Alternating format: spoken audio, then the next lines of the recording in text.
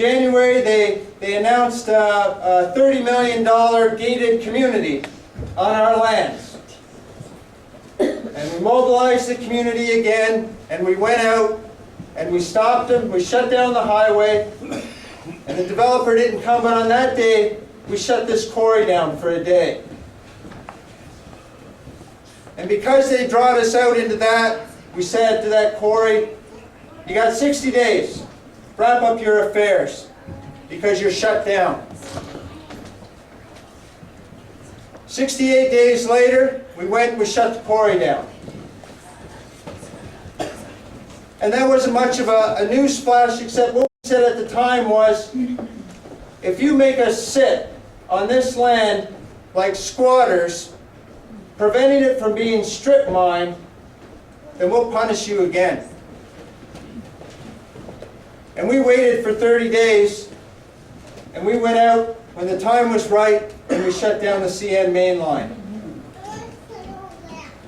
And we said, that's your punishment for making us sit for 30 days. And that was a story, but it was more of a story. Because we said it was the start of a campaign about economic disruption and escalation, and that we would continue until our demands were met and a quarry was closed permanently so our people didn't have to sit there. I want to say that for people who don't know, we have on our land a gigantic hole. And it was a quarry that operated before a land claim was filed. Land claim goes back 170 years. Because it predates Confederation, there was never a process that existed for bringing about a resolution to those claims because it was pre-Confederation. That process only came in 1995. And that's when the claim was filed. The government accepted it in 2003 and said, yeah, we acknowledge the land is yours. It's Mohawk land. And we said, well, stop the quarry. And our band council said, be patient, be patient. And for the 3.5 years we were patient, they took out about 35,000 dump truck loads of stone from this pit. And since the claim was filed, the Ministry of Natural Resources increased the quota that they could take from the quarry from 20,000 tons a year to 150,000 tons a year. And when they acknowledged it was our land, they bumped it to 180,000 tons a year. And while the feds are sitting at the table, they're saying we have no authority over the province and what they do. It's the province's jurisdiction. So the feds sit there and discuss your land while the province rapes it. That's the scam. I sat in Grassy Narrows while the feds were sitting at the table and they were talking about land, and while they were sitting there, the province issued a license to Abitibi and they clear-cut all the land they were talking about. And when they were done clear-cutting it, the feds walked away from the table. And it's been repeated time after time after time.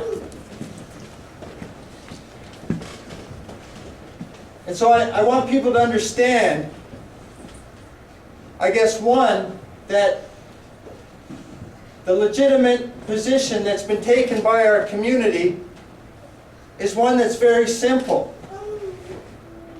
We support the process. We support the people at the table.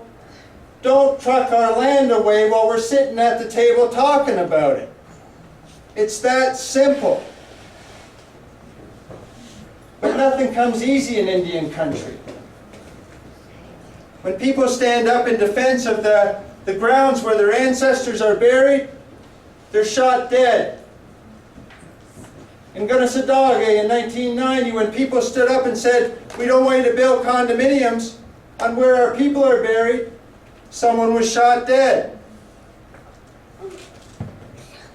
And if the very basic protection of a burial site cannot be preserved or understood by society, and these developments move forward, then people have to understand where that frustration comes from and how these issues so simply become a reasonable request and turn into a crisis every single time. And there would be more if First Nations people stood up every time and said, no, I've had enough. But it doesn't happen all the time. It happens in those communities where people dig in and say enough's enough.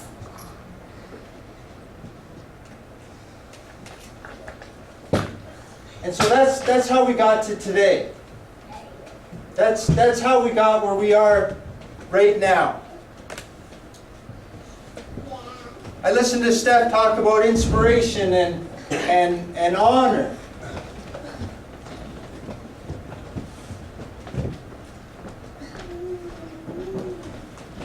Our community, for 16 years, has pushed every single button that there was in order to foster some inspiration and some hope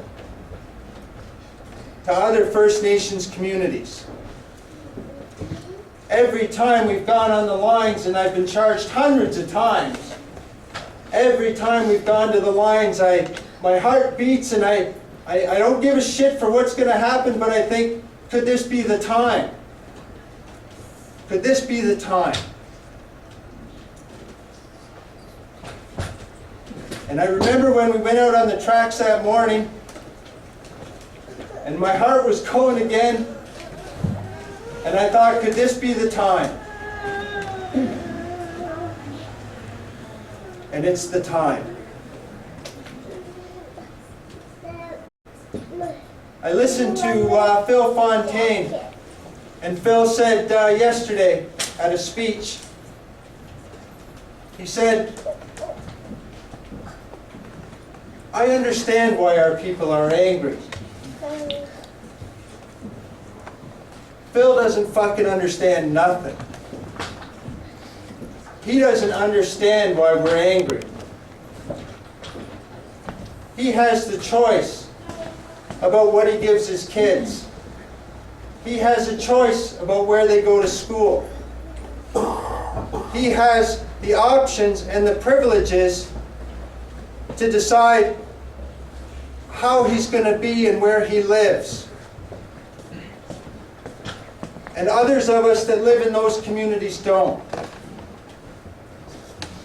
And while I appreciate his compassion,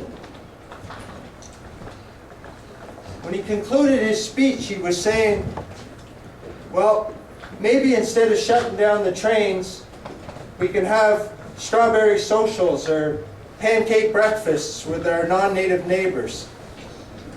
Maybe we can appeal to their understanding and their compassion. Maybe that's the way we should be educating people. And I remember when we were on the tracks and we were being asked, what makes this a legitimate target? You're creating victims. People who can't ride the rails. Innocent victims, they called them. And every time that I've read a newspaper that talks about what's going on in Kashechewan or Davis Inlet or Grassy Narrows or wherever, it's always a story that talks about the heartache and the hardship of people within those communities. And I remember one distinctly in 1994 when a 10-year-old boy went out of his school and he wrapped the swing chain around his neck and he hung himself.